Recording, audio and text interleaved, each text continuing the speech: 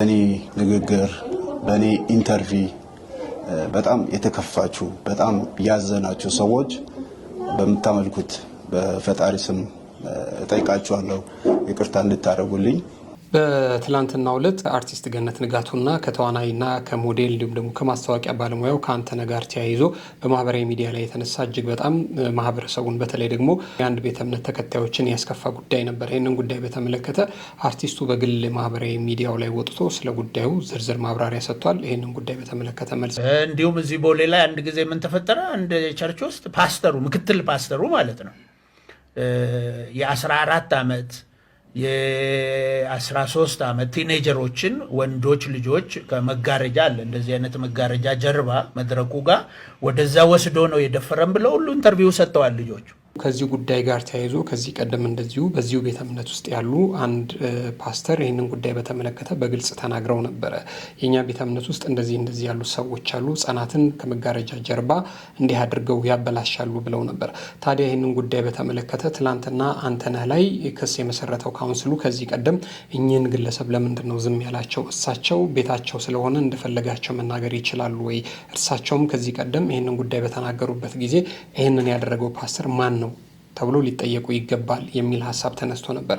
ዝርዝሩን ጉዳይ የምንነግራችሁ ይሆናል አብራችሁን ከቆያችሁ ማለት ነው። በሌላ መልኩ እንግዲህ ከፊንቴክ ጋር ተያይዞ እንግዲህ ለቀናት ወህኒ ቤት የቆዩት በኢትዮጵያ የኪነ ጥበብ ኢንዱስትሪ ውስጥ ትልቅ ስምና ዝና ያላቸው አርቲስቶች በአሳዛኝ ሁኔታ እንግዲህ ተጨማሪ ቀን ተጠይቆባቸዋል። ይህም ደግሞ በተለይ አርቲስቶቹ እንግዲህ ወጥተው በዓልን ቤታቸው ያሳልፋሉ ተብሎ ሲጠበቅ እንግዲህ በዓልን በወህኒ ቤት ሊያሳልፉ መሆኑ ተሰምቷል። ዛሬ ፍርድ ቤት ቀጠሮ ነበራቸው። ፍርድ ቤቱ ምን ወሰነ፣ ምንድን የተባለው ነገር፣ ቀጣዩስ ምንድን ነው የሚለውንም ነገር እንደዚሁ አብራችሁን ከቆያችሁ የምንነግራችሁ ጉዳይ ይሆናል።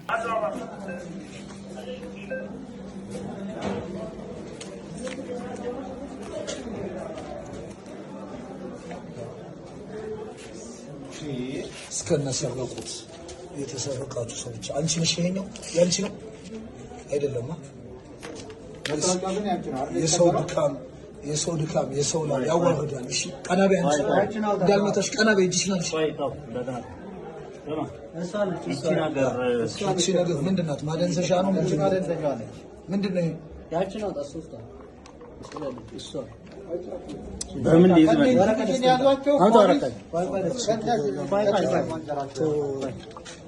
መገልበጥ ነው ሰው ፈይቶ ነበር አለኩ ብዙ ነገርስተምታ ቀናቤ እጅሽ አሎ ቀናቤ ስትሰርቅ አታስቢ።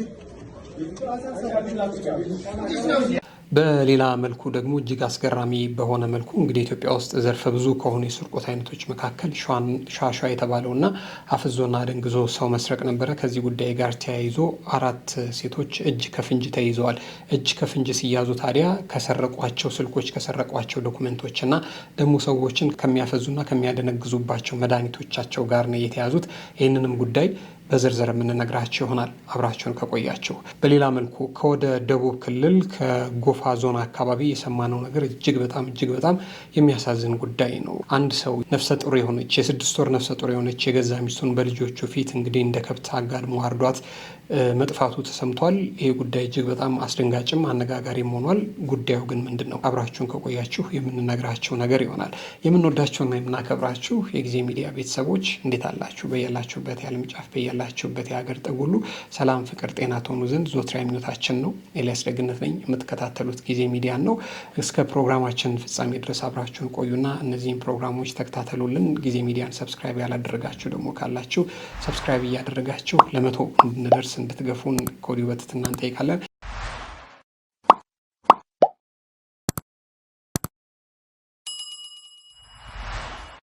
ቀዳሚ ወዳደረግነው ጉዳይ ስንመለስ ወደ አርቲስት ገነት ንጋቱና ወደ አርቲስት አንተነህ ጉዳይ ነው የምንመለሰው። በትላንትናው ዕለት እንግዲህ ማህበራዊ ሚዲያውን ትንሽ ሞልቶት የነበረው ጉዳይ ምንድን ነው? የገነት ንጋቱ የልቤ እውነት በተሰኘ የዩቲዩብ ዝግጅቷ ላይ አርቲስት አንተነህን እንግዳ አድርጋው ቆይታ ነበር። ታዲያ በዚህ መካከል በታመመ ጊዜ የገጠሙትን እውነቶች በመናገር መካከል ከቤተ ክርስቲያን በተለይ ደግሞ ፓስተር ሆኖ ወንድ አፍቃሪ ስለመሆኑ ልጸልይልህ ብሎ ጠርቶት ጉዳዩን በተመለከተ መጨረሻ ላይ ወድጄሃለሁ ስለማለቱና ወንድ ወንድ አፍቃሪ ግብረ ሰዶም ስለመሆኑ ተናግሮ ነበር። ይህ ጉዳይ ታዲያ በማህበራዊ ሚዲያው በጣም ተሰራጭቶ የአንድን ቤተ እምነት ስምና መልክ ማጠልሸት ነው በሚል ተቃውሞ ተነስቶ ነበረ። በዛም ደግሞ በካውንስሉም ክስ እንደተመሰረተባቸው ሰምተን ነበር። ይህንን ጉዳይ በተመለከተ ታዲያ እንግዲህ ወዲያውኑ ጉዳዩ በጣም አሳሳቢ እንደሆነም ስለገባው ይመስለኛል አንተነህም ይህንን ጉዳይ በተመለከተ በማህበራዊ ሚዲያ ላይ ወጥቶ መልስ ሰጥቷል። እሱ ምንድን ነው የሰጠው መልስ? እሱን እንየውና ወደ ሌላው ጉዳይ እንመለሳለን። ሰላም በመላ ዓለም የምትገኙ ውድ ኢትዮጵያውያን እንዴት ናችሁ? በመጀመሪያ ለፋሲካ በዓል እንኳን አደረሳችሁ ላለው። በመቀጠል በዚህ ሰሞን ከገነት ንጋቱ ጋር የሰራነው አንድ ቪዲዮ ነበረ። እዛ ቪዲዮ ላይ እኔ የተጠቀምኩት ወጣቱን ለማስተማር ወጣቱ እንዲያውቀው በማለት ነው እንጂ እኔ የፕሮቴስታንት እምነት መንቀፌ ወይም ፕሮቴስታንት እምነት እነሱን መስደብ መናገር አይደለም። ለምን ቢባል በባህሪ በአብዛኛው ሰው ያቀኛል። የሰውን ሃይማኖት ተወዳለሁ፣ የሰውን ሃይማኖት አከብራለሁ። ብዙ ማስተምራቸውም በርካታ ወጣቶች አሉ ከተለያየ ቤተ እምነት እና እንደዚህ አይነት ነገር አይደለምና በሰዓቱ ስለ ህመሜ ለማውራት ነበር ከሷ ጋር የተገናኘ ነው እና በህመም ሰዓት ምናምን ሲል የሚደውሉልኝ ሰዎች ነበሩና ይሄን ፓስተር የተባለው ደግሞ ፕሮፌት የሚል ነው የፌስቡክ አካውንት እና በዛ እንትን ይል ነበር። ወደ ሌላ ነገር ሲገባ ቶሎ ብሎ ራሱ ሁሉንም ነገሮችን ፎርማት አድርጎ እንደገና ደግሞ ስልኩንም እንትን አላለም። ለምን ይሄ ነገር ይመጣል ብዬ አልጠበቅኩም። ይሄ ነገር ይመጣል ብዬ በጠብቅ እያንዳንዱ ነገር ሪከርድ አደረግ ነበር ወይም ስክሪንሾት አደረግ ነበርና ያንዩ በቃ እንደዛ ሲለኝ ከደነገጥኩኝ በኋላ ስልኩንም ራሴ ነኝ ዲሌት ያደረኩት። እሱ ያንዩም እንትን አለ ማለት ነው። ስለዚህ ፕሮፌት የሚል የፌስቡክ አካውንት ነበረ። በዛ ላይ ነበር ስልክህን ላክልኝ ብሎ የነበረው እና ከዛ በኋላ ይሄንን ነገር ነው ያወራሁት። ለምን ቪዲዮን ጨርሳችሁ ካያችሁት እንደዚህ አይነት ነገር ላይ ብዙ ወጣቶች እየተለከፉ ነው። ብዙ ወጣቶች እንደዚህ አይነት ነገር ሰለባ እየሆኑ ነው። በሃይማኖት ታካው በእስልምናም ይሁን በክርስትናም ይሁን በጴንጤውም ወገንም ይሁን እንደዚህ አይነት ሰዎች አሉ እና ራሳቸውን እንዲጠብቁ ራሳቸውን የምታወሩትን ሰው እንድታውቁ በሚል ነው ይሄ ነገር እንትን ያልኩት እንጂ የኦርቶዶክስን ለማሞካሸት ወይም ደግሞ የጴንጤን እምነት ለመገልበጥ ወይም ደግሞ ስም ለማጠልሸት አይደለም። ለምን በየቦታው በእኛም ቦታ ቢሆን ትክክለኛ አስተማሪዎች አሉ፣ ውሸታም አስተማሪዎችም አሉ በሁሉም ቦታ። ስለዚህ እኔ ወጣቱ እንዲማርበት ወጣቱ ከእንደዚህ አይነት ነገር ልጸልይልህ በሚል ሌላም ነገር በሚል ወጣቱ እንዳይታለል በሚል ነው ይሄ ነገር ልናገር የቻልኩት። እኔ ከዚህ በፊት እንደዚህ አይነት በሃይማኖትም በምንም ጣልቃ የምገባ ሰው አይደለሁም። የሰውን ሃይማኖት የምወድ የሰውን ሃይማኖት የማከብር ሰው በማንነቱ የምወድ ሰው ነኝ። አስተዳደጌም እንደዛ አይደለም እና በዚህ ብዙዎች ተከፍታችኋል፣ ልትከፉም ይገባል እና ያለው ነገር ይሄ ነው።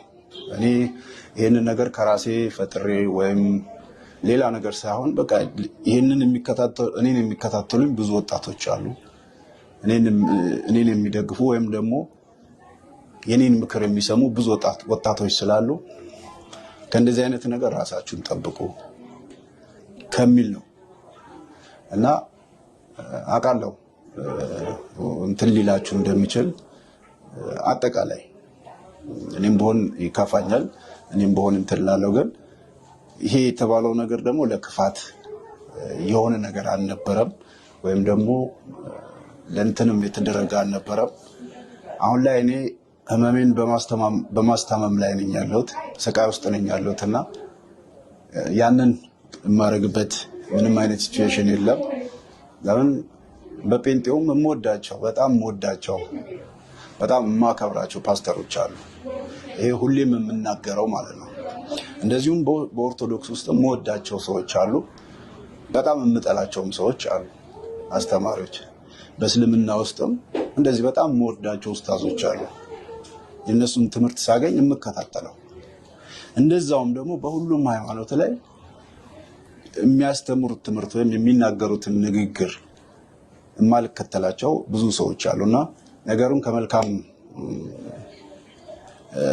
ነገር በማየት ነገሩን እንድታቀሉትና ነገሩን ይቅርታ እንድትሉኝ ይቅርታም እንድታረጉልኝ። እኛ ቤተሰብ ውስጥ ሙስሊም አለ፣ ኦርቶዶክስ አለ፣ እንደዚሁም የፕሮቴስታንት እምነት ተከታይ አለ። እንደዚህ አይነት ነገር የለም። ሀገር ነች። እንደ ሀገርም ደግሞ ሲታሰብ ሁሉም ተከባብሮ ተዋዶ የሚኖርባት ሀገር ነች ያለችውና ያው የተለያዩ ሰዎች ስለተለያየ ነገር ያወርቻል። የተለያዩ ሰዎች የተለያየ መልእክት ይልኩልኛል።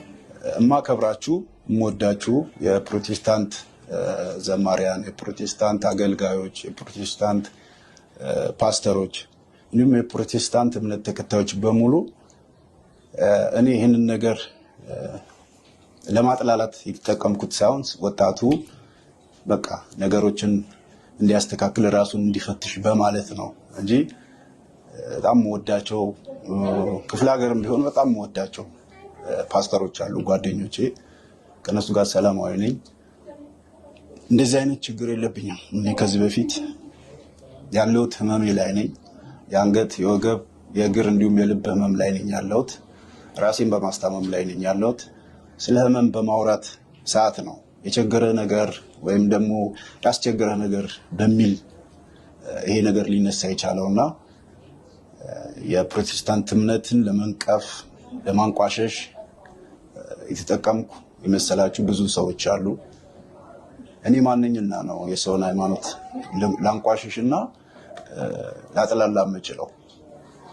ስለዚህ ከላይ ሁላችሁ ብትሆኑ በእኔ ንግግር በእኔ ኢንተርቪው በጣም የተከፋችሁ በጣም ያዘናችሁ ሰዎች በምታመልኩት በፈጣሪ ስም እጠይቃችኋለሁ፣ ይቅርታ እንድታደርጉልኝ እማጸናለሁ። እንግዲህ ይህንን ይመስላል። አንተነህ ጉዳዩን በተመለከተ እኔ አስቤ አይደለም ይህንን ነገር ያደረግኩት ወጣቶች እንዲማሩበት ነው ሲል ነው ይቅርታ የጠየቀው ማለት ነው። ከዚህ ጉዳይ ጋር ተያይዞ እንግዲህ ነገሩን በጣም አክረው አይ የግድ ነው ፓስተሩን መናገር አለብህ፣ መጀመሪያ ፓስተር ነው ያልከው፣ አሁን ደግሞ ፕሮፊት ነው ያልከው፣ እሱም ማን እንደሆነ መናገር አለብህ እያሉ እየተጫኑት ያሉ ሰዎች አሉ። ዙሮ ግን እሱ ይህንን ጉዳይ በተመለከተ እንግዲህ በምታመልኩት አምላክ ስም ይቅርታ ጠይቃቸዋለሁ ያስከፋኋቸውን ሰዎች ብሎ ይቅርታ ጠይቋል ማለት ነው። አሁን ከዚህ ከአንተነህ ጉዳይ ጋር ተያይዞ ደግሞ ሌላ የተነሳ ሀሳብ አለ። ከዚህ ቀደም አንድ የቤተ እምነቱ አገልጋይ የሆኑ ሰው አንድ ፓስተር ይህንን ጉዳይ በተመለከተ እሳቸውም እንደውም ከአንተነህ በባሰ መልኩ ጉዳዩን በከፋ መልኩ ነው የገለጹት። እንደውም ከመጋረጃ ጀርባ ሕፃናትን ግብረ ሰዶም የሚፈጽም አንድ ሰው አለ ብለው ይህንን ጉዳይ ተናግረው ነበረ። ይህንን ጉዳይ በተመለከተ ነው እንግዲህ ለምንድን ነው እሳቸው ልክ እነ ገነት ንጋቱ የኢትዮጵያ ወንጌል አማኞች አብያተ ክርስቲያናት ካውንስል እነሱንስ ለምንድን ነው ያልጠየቀው? ያኔ ለምንድን ነው እነሱ ያልተጠየቁት የሚል ደግሞ አሁን ደግሞ ሌላ ሀሳብ እየተነሳ ይገኛል። ለመሆኑ መጀመሪያ ግን እኛ ፓስተር ብለውት የነበረው ጉዳይ ምንድን ነበር? እሱን እናሰማችሁ።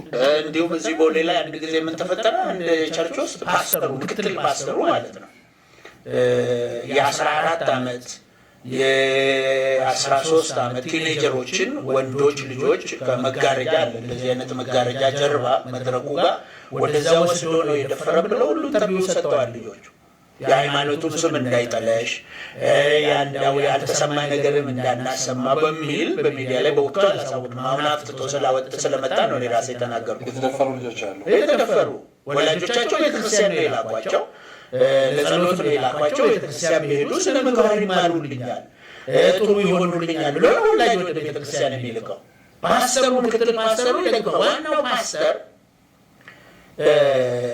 ሲነገረው ሰውየው ማሰናበት አልፈለገም፣ መልቀቅ አልፈለገም፣ ሂድ ማለት አልፈለገም፣ ማውገዝ አልፈለገም። ለምንድን ነው?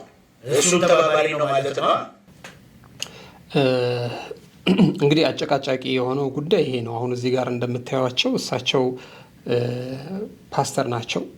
እሳቸው በወቅቱ ይህንን ነገር እሳቸው እንደውም ቦታ ጠቅሰዋል፣ ቦሌ አካባቢ ብለው ጠቅሰው ነበር። እና ለምንድን ነው በዛ ልክ እሳቸው ያኔ እንደዚህ አይነት ኬዝ አለ፣ ህጻናት ናቸው እንደውም ቸርች ውስጥ ከመጋረጃ ጀርባ የሚደፈሩት ብለው ሲያነሱ ለምንድን ነው ካውንስሉ እሳቸውንም እንደዚህ ይሄ ነገር የት ነው የሆነው መቼ ነው የሆነው ግለሰቡ ማን ነው ብሎ ያልጠየቀው? ለምንድን ነው ነገነት ንጋቱ ላይ ብቻ የበረታው?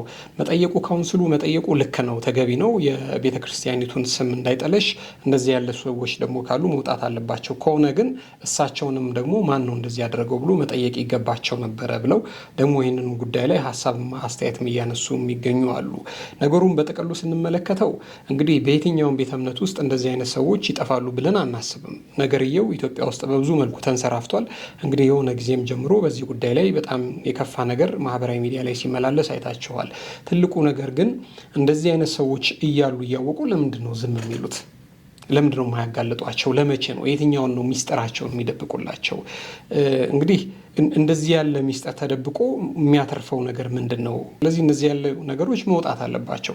አንተነህም ቢሆን የእውነት ገጥሞት ከሆነ እሱ እዛ ላይ ገነት ንጋቱ ላይ ካላመንሽ ቪዲዮ ላሳይሽ እችላለሁ ሲላት ሰምተናል።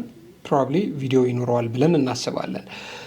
እኚህም ፓስተር ደግሞ ቢሆኑ እነዚህን ሰዎች በግልጽ ማውጣት አለባቸው ማለት ነው። ምክንያቱም አንደኛ ለቤተ ክርስቲያኒቱ ስምና ዝና ሲባል፣ ለመልካም ገጽታዋ ሲባል፣ ሲቀጥል ደግሞ ለልጆቻችን ሲባል እነዚህ ሰዎች ማን ናቸው ተብለው ሊለዩ ይገባሉ። ስለዚህ እንዲህ ያለ ጉዳይ ሲገጥማቸው እንዲህ ያለ ጉዳይ የገጠመው ሰው ይህንን ጉዳይ አይ ሚስጥር ነው ከሌኮ እንደዚህ ነው እያለ እያንሾካሾከ በሚስጥር ሊያቆየው የሚገባ ጉዳይ ነው ብለን አናስብም። ከዚህ አንጻር እንግዲህ አንተነህም እንደሰማችሁት እኔ የቤተ ክርስቲያኒቱን ስም ለማጠልሸት አይደለም ይቅርታ ወጣቶች እንዲማሩበት ነው ብዬ ነው ያነሳሁት ብሏል። ወደዚህ ደግሞ ለምንድን ነው እሳቸውስ በወቅቱ ያልተጠየቁት የሚል ሀሳብ አለ። ሁለቱም ግን እንደዚህ ያሉትን ሰዎች ማንነት ማጋለጥ አለባቸው።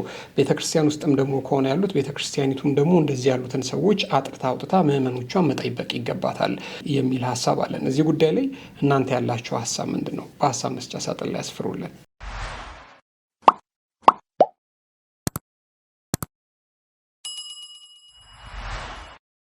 ወደ ሌላኛው ጉዳይ ስንመለስ ባለፉት ሳምንታት ሁላችሁም እንደምታውቁት ከፊንቴክ ኢንቨስትመንት ግሩፕ ጋር ተያይዞ ወደ 1400 አካባቢ የሚደርሱ ሰዎች ብራችንን ተበላን ብለው መክሰሳቸው ይታወቃል። ከዚህም ጋር ተያይዞ ደግሞ እነ አርቲስት ሰራዊት ፍቅሬ እስር ቤት መቆየታቸው ይታወቃል። ታዲያ ዋስትናቸው ተከብሮላቸው ይወጣሉ፣ በዓልን ደግሞ ቤታቸው ያከብራሉ ተብሎ ሲጠበቅ እንግዲህ በሚያሳዝን መልኩ በዓልንም እስር ቤት ሊቆዩ እንደሆነ እየተሰማ ይገኛል። ከፊንቴክ ኢንቨስትመንት ጋር በተያያዘ በከፍተኛ የመጭበርበር ወንጀል ተጠርጥረው በቁጥጥር ስር የዋሉት አርቲስቶችና የቲክቶክ ተጽዕኖ ፈጣሪዎች ወይም ደግሞ ኢንፍሉዌንሰርስ ዛሬ በፌዴራል የመጀመሪያ ደረጃ ፍርድ ቤት አራዳ ምድብ ችሎት ቀርበው ነበረ።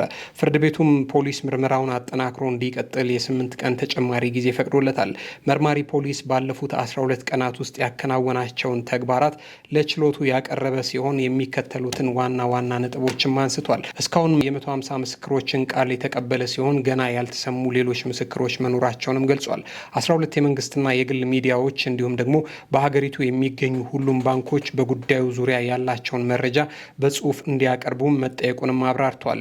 እያንዳንዱ ተጠርጣሪ በወንጀል ድርጊቱ ውስጥ የነበረውን ሚናና ያገኘው ጥቅም ትስስር ላይ ዝርዝር ማብራሪያም ቀርቧል። ፖሊስ በቀሪ የምርመራ ስራዎች ምክንያት ተጨማሪ 14 ቀናት እንዲሰጠው የጠየቀ ቢሆንም ፍርድ ቤቱ ግን የሁኔታውን አሳሳቢነት በመገምገም 8 ቀናትን ብቻ ፈቅዷል። በተጠርጣሪዎች በኩል የቀረቡ ጠበቆች ደንበኞቻቸው በዋስ እንዲፈቱ አጥብቀው ተከራክረዋል። የጠበቃ ቡድኑ ባቀረበው መከራከሪያ መሰረት መጀመሪያ ቀሪ የምርመራ ስራዎች ተጠርጣሪዎቹ በእስር ላይ መቆየታቸውን የግድ የሚሉ ስላልሆኑ ቢፈቱ ችግር የለውም። ሁለተኛ ተጠርጣሪዎቹ የቤተሰብ አስተዳዳሪ ናቸው። ሶስተኛ ደግሞ አንዳንዶቹም ከፍተኛ የጤና እክል ያለባቸው መሆኑን በመጥቀስ የዋስትና መብታቸው እንዲከበርላቸው ጠይቀው ነበረ። ያም ቢሆን ግን የግራ ቀኙን ክርክር የመረመረው ችሎቱ ፖሊስ እስከ ሚያዝያ 9 ቀን 2018 ዓ.ም ድረስ ምርመራውን አጠናቆ እንዲያቀርብ ትዕዛዝ ሰጥቷል። በተጨማሪም የጤና እክል እንዳለባቸው የተገለጹ ተጠርጣሪዎች አስፈላጊው የሕክምና ክትትል እንዲመቻችላቸውም ፍርድ ቤቱ አዟል።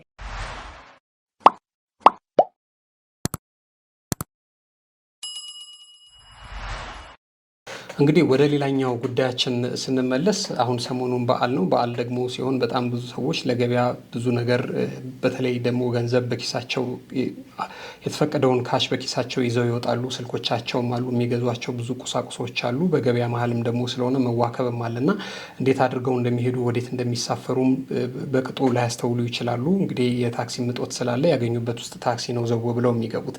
ከዚህ ጋር ተያይዞ ስርቆቱም ሌብነቱም በዛው ልክ ነው የሚደራው። ታዲያ ዛሬ ከወደ ቡልቡላ አካባቢ የተሰማው ነገር እጅግ በጣም የሚያስገርም ነው። ያው ኢትዮጵያ ውስጥ ዘርፈ ብዙ ናቸው ከሚባሉ የስርቆት አይነቶች መካከል አንዱ ሸዋሸዋ ነው። ከሸዋሸዋ ደግሞ በመለስ እኛ በጣም በተደጋጋሚ ሰርተን የምናቀርበውና ብዙዎቻችሁ እንድትማሩባቸው ብለን የምንላቸው የአፍዝ የአደንግዝ የስርቆት አይነቶች አሉ። ዛሬ በቁጥጥር ስር የዋሉና እጅ ከፍንጅ የተያዙ 4 ሴቶች ግን በሁለቱም አይነት የስርቆት አይነት ነው። ወዲህ ሸዋሸዋም ይሰራሉ፣ ወዲህ ደግሞ እያፈዘዙም እያደነገዙም ሰው ይሰርቃሉ ማለት ነው። እና አሁን ይህንን ጉዳይ በተመለከተ ወደ እናንተ እንዲደጋግመ የምናመጣው እንድትማሩባቸው ብለን ነው። እነዚህን ሰዎች ደግሞ የሚያውቃቸው ሰው በተለይ ደግሞ በእርግጠኝነት ማህበረሰብ ውስጥ ነው የሚኖሩት፣ የሆነ ሰፈር ነው የሚኖሩት፣ የሆነ መንደር ውስጥ ነው የሚኖሩት። እነዚህን ሰዎች ሰው መቀጣጫ ሊያደርጋቸው ይገባል። ህግም ይቀጣል። ግን ደግሞ በዚህ ልክ ሚዲያ ላይ ደግሞ ወጥተው ሲታዩም ያደረጉት ነገር ምን ያህል አሳፋሪና ምን ያህል ከማህበረሰቡ ከሃይማኖት ከወግ ከባህል የወጣ ያፈነገጠ እንደሆነ ሲረዱ ምናልባት በቃ የሰው አይን ከሚበላን ከምናፍር ከምንሳቀቅ ብለው ሊተው ይችላሉ በሚል እንግዲህ በጣም በተደጋጋሚ እንደዚህ የሚያደርጉ ሰዎች ሚዲያ ላይ እየወጡ ይገኛሉ። ግን ጉዳዩ ምንድን ነው? እንግዲህ የተፈጸመው የስርቆት አይነት ሸዋሸዋ የሚባለው የስርቆት አይነት ነው። ወንጀለኞቹ በቦሌ ቡልቡላ በቁጥጥር ስር ነው ያሉት። በአዲስ አበባ ቦሌ ቡልቡላ አካባቢ አፍዝ አደንግዝ መድኃኒቶችን በመጠቀምና በሸዋሸዋ ስልት የዜጎችን ንብረት ሲዘርፉ የነበሩ 4 ሴቶች በቁጥጥር ስር መዋላቸው ነው የተሰማው። እንግዲህ በወቅቱ የተገኘባቸው መረጃ እነዚህ ግለሰቦች በቁጥጥር ስር እስካሉበት ሰዓት ድረስ በአንድ ጠዋት ብቻ የሰሩት የ4 ሰዎችን ስልኮች ዘርፈው ተገኝተዋል። ወንጀለኞቹ በቦርሳቸው መድኃኒቶችን በመያዝና ሰዎችን በማውራት በማታለል ስራ ላይ የተሰማሩ መሆናቸውም ታውቋል። እንግዲህ እንደምትመለከቱት በአንድ ቀን ጠዋት እስከተያዙበት ሰዓት ድረስ ነው 4 ስልኮችን የሰረቁት ማለት ነው። ሌሎችም መረጃዎች አሉ። ሌላ እዚህ ጋር እንግዲህ ስሟ በደንብ አልታያለን እንጂ መታወቂያውም ያለች ግለሰብ አለች። እንግዲህ ቦርሳም አለ። ቦርሳቸው ውስጥ ደግሞ የሆኑ ዱቄትና ደግሞ ቅባት ነገሮችም ተገኝተውባቸዋል። ይህንን እያፈዘዙ እያደነገዙ የሚሰርቁባቸው ናቸው ማለት ነው። እና ከዚህ ጉዳይ ጋር ተያይዞ በጣም ብዙ ጊዜ ተጠንቀቁ እያለን ነበር። ግን እስቲ ቪዲዮውን ግን ተመልከቱ። እስኪ ቪዲዮዎቹን ተመልክተን እንመለስ። ይቺ ምንድን ነው? ይህ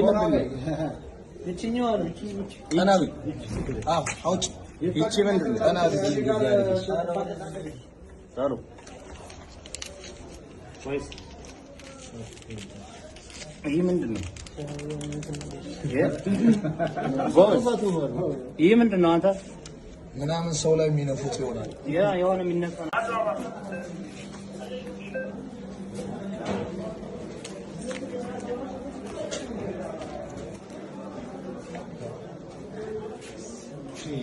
እስከነሰረቁት የተሰረቃችሁ ሰዎች አንቺ ነሽ። ይሄኛው ያንቺ ነው አይደለም?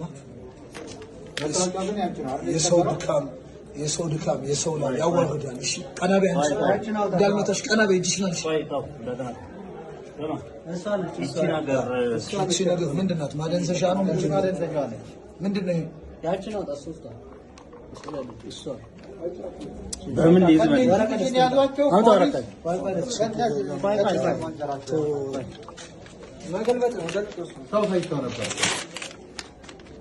አለ እኮ ብዙ ነገር ስተምታ ቀና በይ እጅሽን አሎ ቀና በይ ስትሰርቅ አታስቢ። ቀና በይ። እናቶቻችን እህቶቻችን መንቀሳቀስ ያቃታቸው በእናንተ ነው። ሰው ተሳቁ ሰርተሽ አትበይ። ሌባ ፊትሽን ቀና አድርጊ።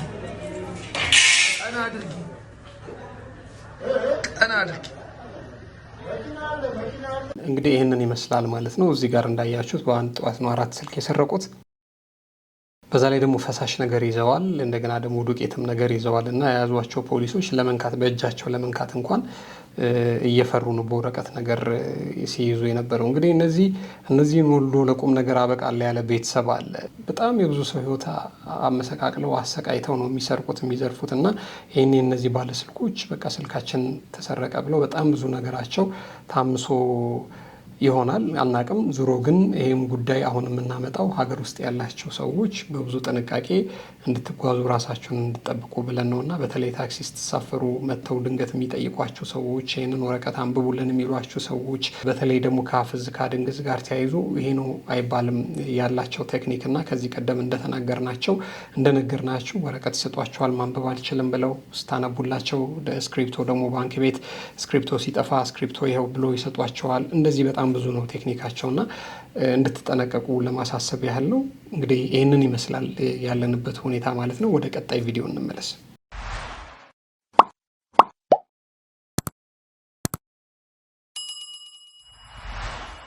ሌላውና እጅግ በጣም ዘግናኝ የሰማነው መረጃ በጣም የሚያሳዝነው ጉዳይ የዚህ ሴትዮ ጉዳይ ነው።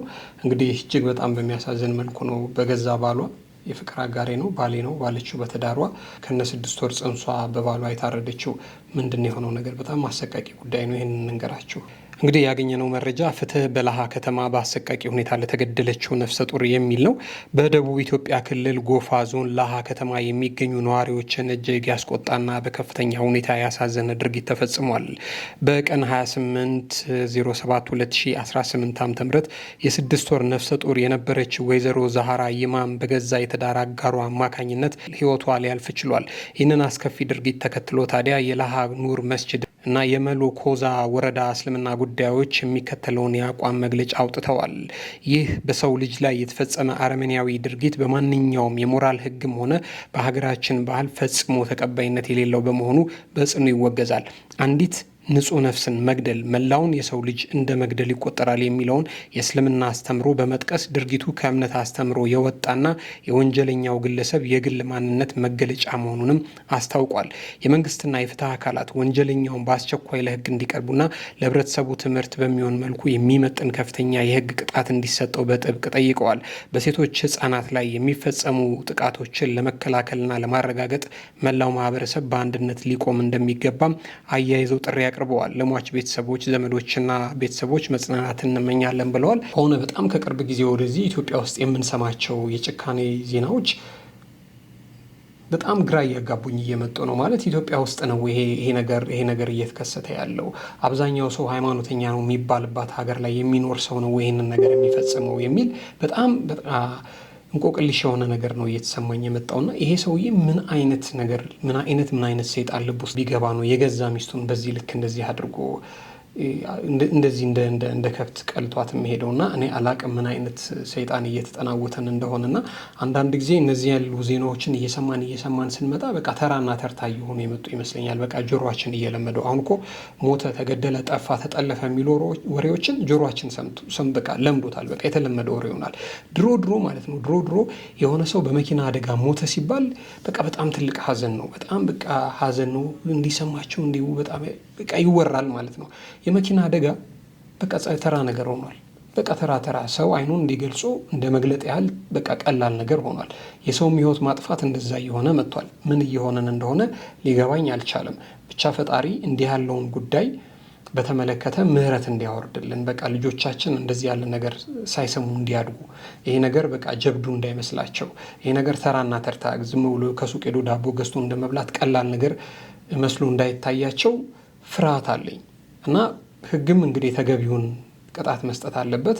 እንዲህ ያለው ነገር ግን እንደዚህ ያለ ጭካኔ ግን እንዳይከሰት ቤተ እምነቶች የራሳቸውን ግዴታ መውጣት አለባቸው። ሰው በእምነቱ ሲበረታ ሲጠነክር እንደዚህ ያለ እርኩስ መንፈስ ልብ ውስጥ አይጸናም፣ ልብ ውስጥ አይገባም። ስለዚህ በዛ መልኩ እንዲህ መሆን አለበት። ማህበረሰብ መገሰጽ አለበት ገና ከመሰረቱ ማለት ነው እና እኔ አላቅም እንግዲህ እችን የመሰለች ሰው እናት፣ በዛ ላይ ደግሞ የ6 ወር ነፍሰ ጡር። ይሄ ሰው 2 ሰው ነው ያጠፋው።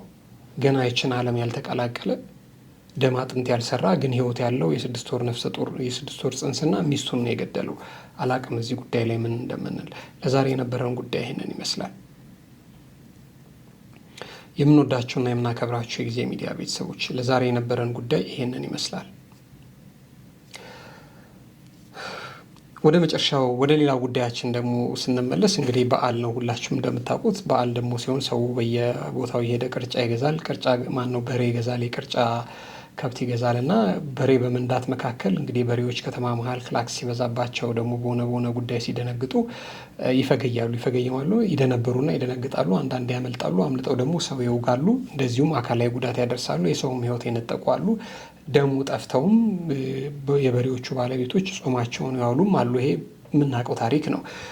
አሁን እዚህ ጋር የምናየው በሬ ግን እንዴት አድርጎ ነው ጣራ ላይ የወጣው? በጣም የምንወዳችሁና የምናከብራችሁ የጊዜ ሚዲያ ቤተሰቦች ዛሬ የነበሩን መረጃዎች ይህንን ይመስሉ ነበር። አብራችሁን ስለቆያቸው እጅግ በጣም ከልብ አድርጌ ነው የማመሰግነው። ክብር ይስጥልኝ። ሁሌ እንደምንመኝላችሁ በያላችሁበት የዓለም ጫፍ በያላችሁበት የሀገር ጥግ ሁሉ ሰላም፣ ፍቅር፣ ጤና ትሆኑ ዘንድ ዞትራ የሚወታችን ነው።